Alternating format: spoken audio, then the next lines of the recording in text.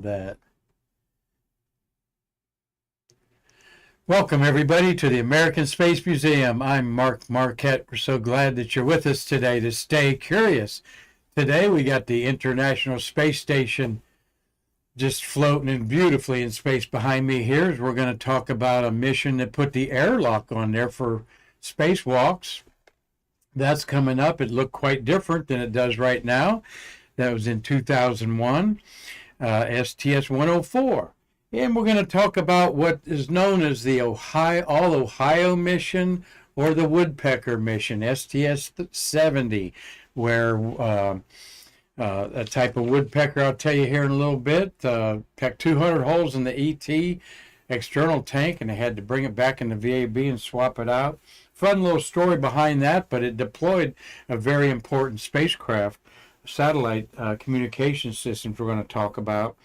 And have a little fun with Buckeyes, Ohio Knots, okay, today. So Marty Winkle, co-producer, and you did a great camera job on our guest, Kevin Hostrasser, the other day that did a whole beautiful model of the SSME engine. You want to check that out. Hey, Marty, how you doing? I'm doing good, Mark. How are you? I'm good. Did you go to Space Center today and see Woody? Yeah, I've seen him earlier this week. Woody Spring out there today, and then tomorrow we've got Mike Baker coming, and he is going to come to the museum here after our show.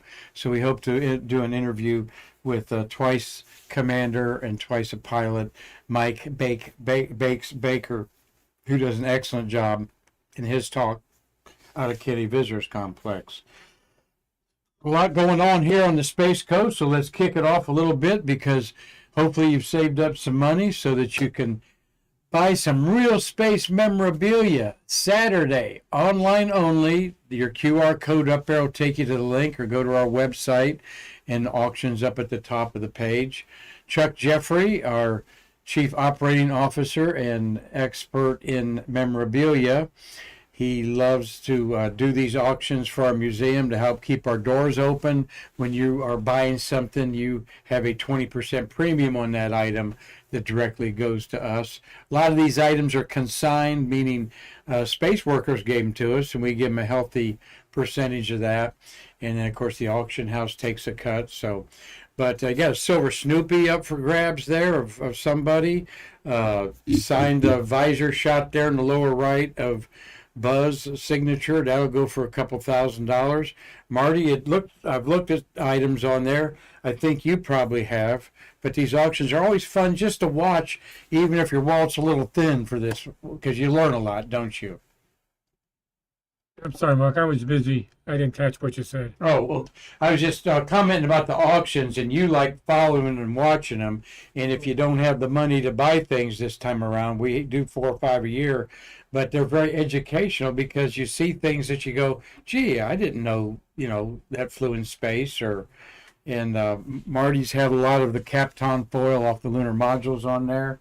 Have you got your eye on anything, Marty, on this auction? There's a couple of things I'm interested in, and offhand I can't think what it was. It was Apollo related, but there's so many things on it. Well, you were asking about an Alan Bean painting, a copy of a painting that you own a couple of those, and yeah, I have prints, but I think the one that's on this auction is it's a poster. Mm-hmm. So it's a little bit different.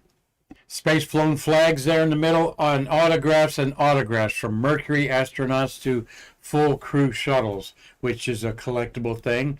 So a lot of people find a niche, like all 135 space shuttle launches. They want a signed lithograph of all the crews. Those are it's hard to get all those, for example. So we're going to feature the auction tomorrow, Friday, and we're going to show you a bunch of the lots that are up there for sale and have a good time just looking back at some of the space memorabilia and the history that it evokes. I mean, outside of Civil War items, World War II items, very few items of memorabilia take you right back to an historic date, time, and place. And that's what all these do. So we hope that you can enjoy it, and I've watched it on my smartphone many times. It's quite enjoyable. And we've got a few T-shirts left of the Cali artwork of father and son. Hello there, Chris. $20 for any of these T-shirts and $10 shipping. Hit the QR code there. We've got a few left that we're getting out of our inventory, but it's a way for me to thank Mr. Chris Cali there with his father, Paul Cali, who passed away a dozen years ago. Paul was one of the first artists allowed on the KSC property to do his job with Gordon Cooper in Gemini or Mercury 9 in 1963. And there is Chris learning the chops from Dad there. So Chris Cali, we appreciate you supporting our museum in so many ways. And once again, these T-shirts are awesome. You've got Chris's rendition of the Gemini 5 spacewalk, or Gemini 4 spacewalk, and Ed White. Then the other ones are Paul Cali's classic Neil Armstrong on July 16, 1969, when he suited up. And then the color one there is Power to Go. That is a Atlas V rocket blasting off, engines ablaze, a sort of a surreal and Art Deco way of looking at it. Well, we got a birthday, Marty. Happy 73rd birthday to space flyer Pinky Nelson. That's how we know him as. George Driver Nelson was born July 13th, 1950 in St. Charles City, Iowa. But he considers Wilmar, Minnesota to be his hometown. And though we're going to claim a lot of Ohio-nauts here in a little bit, it's odd, Marty, that they're born in one town, and of course, 2, 3 years old, your family moves somewhere else, dad or mom's got a new job, and he calls Wilmar, Minnesota to be his hometown. Well, here's, that is, of course, the smiling, sandy-haired young man that we all knew that did the serious, daring attempt to retrieve the SolarMax satellite on Challenger in STS-41C in 1984. That's about what Pinky looked like there. There he is in these days. 2 other missions, one in 86, and then he flew on the return to flight of STS-26 in 1988. 10 days in space, 10 hours of EVA time, none more daring or captivating than when he, in this picture, went out on the manned maneuvering unit without a tether and tried to capture the SolarMax satellite there. So he's a master's of science and philosophy. He's at the Harvey Mudd College graduate, and he's an astronomer. And we're wishing a 73rd birthday to Pinky Nelson there. Marty? Here we got a question from Dave Stange. He said, is there a list of sizes that are available for the Cali shirts? Yes, there are. Thank you. You go to the QR code there and show it there one more time, and that will give you how many sizes we have left in there and what numbers there. Thank you, Dave Stange. I think he's up in Pensacola, Marty. He keeps in touch with me. He's from Michigan. And I'll just tell you right off the bat there, you Michiganders, 13 astronauts from Michigan, okay? 24 from Ohio. Anyway, what a beautiful memory of space history that Pinky Nelson's gave us. Hope he's doing well and having a big time on his 73rd birthday today. Well, the shuttles of July, 11 beautiful missions of the space shuttle, took 68 humans in orbit around the Earth, some of them building the International Space Station, others testing things in the cargo bay to be tested on the space station. But we've got the Omega of the program, STS-135 in the upper right-hand corner. We've got the reflight of the micro lab on STS-94 in the upper left. The bottom left two, STS-93 and 114, those were both commanded by Eileen Collins. And of course, 93 was the Gamma Ray Observatory, and 114 is the return to flight after the Columbia accident. And you got the tethered satellite in the other right there. In the middle, we take the other two we're going to talk about, 104 and 70. But Marty, the first six patches there, from 94, 121, 65, 135, and 104 and 107 launched today. 6 space shuttles in history are orbiting the Earth on July 13th, okay? And that involves 7, 21, including the final flight, 21, 25, 30, 35 human beings can say on July 13th, I'm orbiting Earth, those first 6 patches up there. So that's a cool, crazy thing that we like keeping track of here on Stay Curious, because we believe that the shuttle program has changed the way that we live today in ways that are so subtle you don't even realize it. And with our International Space Station, like I have behind me here, so majestically orbiting the Earth 17 times a day with a truly international crew, we're going to give them a big shout out here at the end of the program. But it's just a great era for space right now. So no women up in space, though, Marty. We're going to correct that in August when the commander, Jasmine Moghelia, is going to, a Marine, by the way, is going to take Crew 7 up to the International Space Station. Well, let's look at the first STS-70 in the middle there today. And, well, no, we're not. That's STS, that is 70. Okay, yeah. What am I saying there? That's Hendricks, the commander. This is dubbed the All-Ohio Crew. So any Buckeyes out there? All right. There we go. OH out there. And do I hear an I-O? Yep, I did but let me go back here to our business here as we get a little carried away. There we go, Marty. Thank you, Tom Usiak, for the walkout picture here. 4 of the 5 astronauts on Discovery grew up in Ohio, and they made Kevin Kegel, the pilot from New York, an honorary Buckeye for the flight. I think they had the Attorney General of Ohio draft him some legal papers.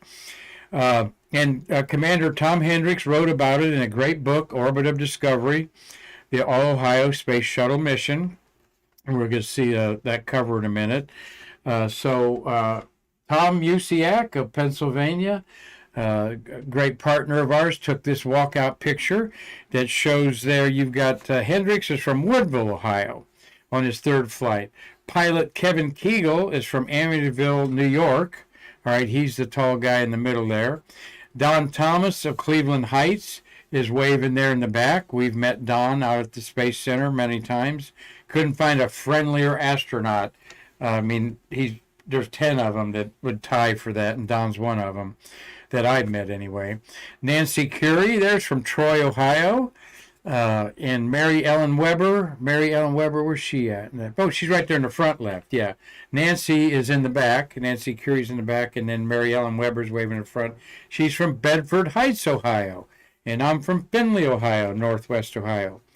Well, Ohioans certainly have a thing for flying, okay? We know that from Wilbur and Orville Wright to John Glenn and, of course, Neil Armstrong. And every state has one astronaut born there except Nevada, Vermont, and Wyoming. We just had Alaska go up. So there's the walkout of the crew. Thank you, Tom Usiak. And then the launch on this date in 1995. Okay, so that's 23 years ago. No, longer than that. What am I thinking there? Anyway, there was a beautiful liftoff there in 1995 on this date. And gorgeous. And there's a shuttle on the pad there.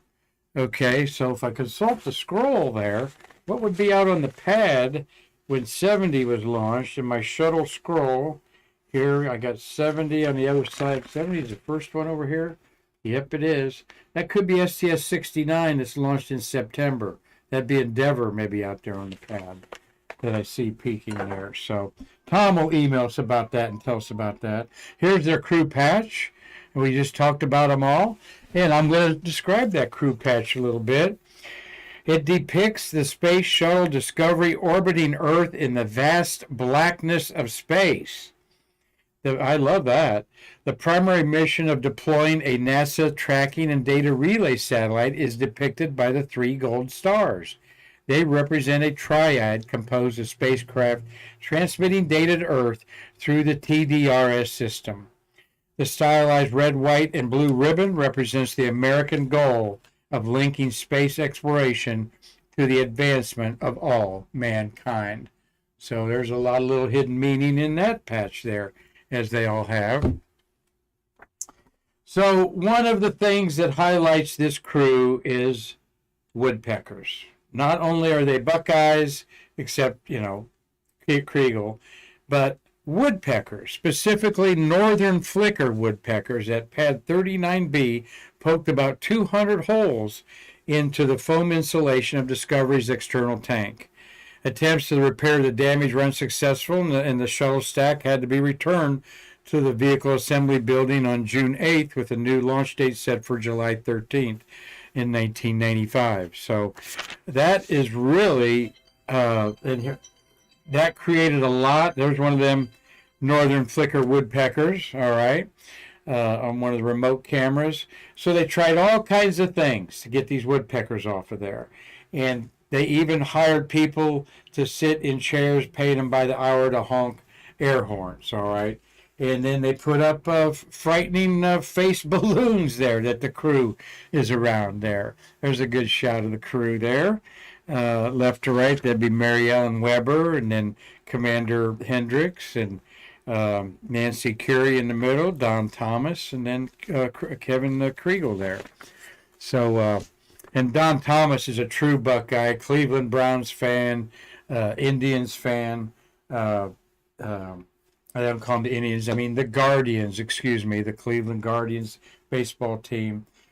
So, quite a story in itself is this woodpecker attack on the external tank. They thought there was bugs in there. Some people said that the grass was mowed so low at KSC that the natural ants and stuff couldn't hide in there for the woodpeckers to get them. All kinds of theories. But Marty, do you remember anything about that, putting you on the spot?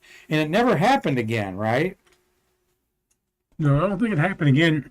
I definitely remember the mission, with the woodpeckers, but nothing unusual. I mean, I have nothing to add, I should say. Yeah. Well, oddly enough, it never happened again. There's the orbit of Discovery. Don Thomas. Actually, I thought Don wrote that book. Wherever I got that, Hendricks about it he talked about it in there. But that's a Don Thomas, and Mike Bartell helped him write that. Akron Press printed it up. There's their Buckeye flag up there in space with the crew, of course. Ohio has a unique flag that is a triangle shapes in its design there. All right, we're quite proud of that. And of course, they had a patch for the what happened to the Ohio patch? Oh, okay. That must have been in a different format. That didn't show up. They had a patch for the All-Ohio mission, but they also, we're going to show you a patch for what they deployed. The tracking data and relay system, okay? Enough of the Buckeye stuff. I know that makes Dave Stange ill out there to see that, and Larry Pushkar, but deal with it, guys. Of course, Callie, he's a Wolverine from Michigan, too. And, of course, we got our Spartan, Bill Whiting, from Michigan State watching. Thank you, Bill, for supporting our endeavors here. So we've got tracking data. Let me get my notes on that here. There we go. The first, these are a network of satellites for NASA specifically to use for their Near Space Network, the NSN. These are communications that some spy satellites may go through. They have their own system. But when the International Space Station's data comes around there, they have them in 3 different points. And we're going to tell you some things about them. There it is in STS-70 in 1995. Okay. 6 or so of them were launched by the shuttle. We lost, that was the payload for Challenger. 51L was one of these, and this is actually replacing the 51L that was to go up. They're 51 feet by 45 feet long, all right, when extended out. Let's see what else I got on it there. There it is, extended out. That is the one at Udvar Hazy, where we were 2 years ago, Marty. And beautiful to see that up in the sky, up there, so to speak, at the above the discoveries beneath this thing almost. 7 of the first TDRSs were built by TRW Corp, which is now Northrop Grumman, in Redondo Beach, California, and all of them since then have been built by Hughes Space and Communications in El Segundo, California, now part of the Boeing Corporation. They briefly appeared in the James Bond movie in a reference in Moonraker, and they were brought up in the 1997 movie Event Horizon. Now, they're called with an alphabet number when they're launched, and that alphabet number is changed to a number when it's in orbit. All right, so example, TDRS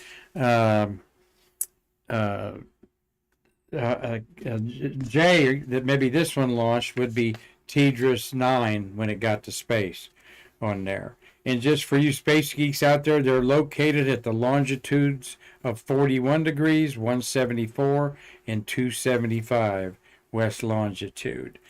And they support the S-band system there. Let's see if I got it. There's their patch.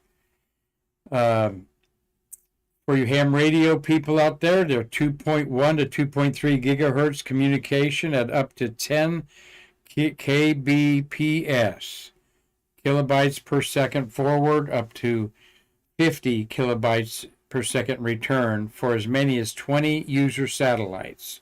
So this is a workhorse for weather satellite communications, not for your TV radio station, but for NASA, the Department of Defense, and places like that. So, they cost $350 million each. Glad you asked, Marty. So, well, very important to our nation of those TDRS satellites. And now you know something about them. And let's tell you a little bit about this next mission. STS-104 launched July 12th in 2001. Okay, so I can do that math easily. That's 22 years ago. And what did it do 22 years ago? It took up the Quest airlock. But let's first look at the crew and learn a little bit about some of the innuendos of this patch. STS-104 marks the completion of the initial assembly phase of the International Space Station. The 7A crew, and you see the 7A in the OMS pods there at the aft end of the shuttle. The 7A crew will install, activate, and perform the first spacewalk from the joint airlock called Quest. Quest will enable crews to perform airwalks in either U.S. or Russian spacesuits while recovering over 90% of the gases that were previously lost when airlocks were vented to vacuum of space. That's significant. This patch depicts the launch of Atlantis and the successful completion of the mission objectives as signified by the view of the ISS with the airlock installed in the upper right-hand corner there. The astronaut symbol is displayed behind Atlantis as a tribute to the many crews that have gone before us. The hard work, dedication, and teamwork of the airlock team is represented by the ISS components inside the payload bay, which includes the Quest airlock and 4 high-pressure gas tanks containing nitrogen and oxygen. The stars and stripes background is symbolic of the commitment of a nation to this challenging international endeavor and to our children who represent the future. So, quite a mission, 13 days. They were in what the space station looked like at the time. Show you in a second. There's the crew. This is Commander Steve Lindsay's seated on the right. This was his third flight.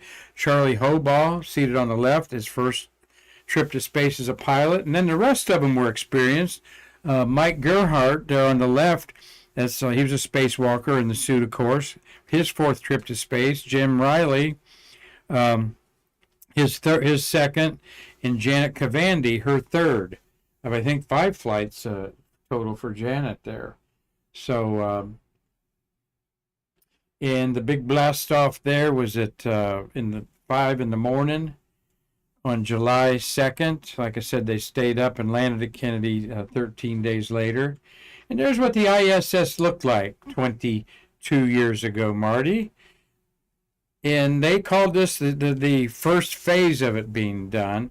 And the airlock is in the upper right-hand corner, kind of protruding out there. You see the print of it there, up there, and okay, I've got another picture of that airlock there in just a minute, out of sequence. But far cry from what we look at now. Okay, they added, of course, the Kibo module of Japan, and a whole other system of solar panels was added there. The ones on the bottom were temporary ones as they built this thing up. And there you see a Soyuz spacecraft docked to the International Space Station there at the bottom. And that is the configuration of the airlock on what the space station looked like at the time. That's what it looks like today. There is that airlock, so important to over 300, I think they're approaching 300 spacewalks to build the ISS up the way it is today. And of course they have a patch to celebrate the Quest airlock, or ISS-70, as the paperwork calls it in the engineering world, and don't have any. You see the Earth in the background there, astronauts floating around there in space, untethered. So, well, we hope that Space Monkey's been out there and enjoyed today. Dave Stange, thank you for checking out our Cali t-shirts that you all can buy. Doug Forrest is watching in Los Angeles. Cynthia Rossi here on the coast. Tom Usiak. Pam Shivik. Sure, she's a Buckeye. And so I was trying to think of Pam's name up there. So she's up there from Lorain, Ohio, where astronaut Hendricks is from. Lynn McDaniels is watching. Hey, Lynn, over in Tampa native. Gary Gerald, our farmer, up there, ate some Vidalia onions in a stew the other night there, Gary. And Christopher Mix watching from Hudson, Wisconsin. And our good partner of our museum, Carlton Bailey, is staying cool and feeding the wildlife around his compound there in Canaveral Groves, Florida. So, well, yes, we're going to go out a little bit with some Ohio knots there, Pam Shivik, just because you got on board there, young lady. And over 24 astronauts from Ohio, some big notables there that you see in this. This is actually a NASA-approved NASA print that they do on a lithograph there. But really the Ohio connection, since we have our Ohio knots and STS-70 in space this date in history. This is an artist named, let me get his name right there, Eugene Krantz. And Eugene is born in Toledo, Ohio, just about an hour north of where I grew up in Findlay, Ohio. Bowling Green State University is between it. And he was a art director for the Toledo Blade. And I certainly was influenced by the Toledo Blade, the evening paper up there. Toledo's right on the border of Michigan, too. And then about an hour north of it is Detroit. So he was commissioned to do this beautiful painting. It's going to be a 9-foot by 12-foot mural set in the rotunda of the Ohio State Capitol.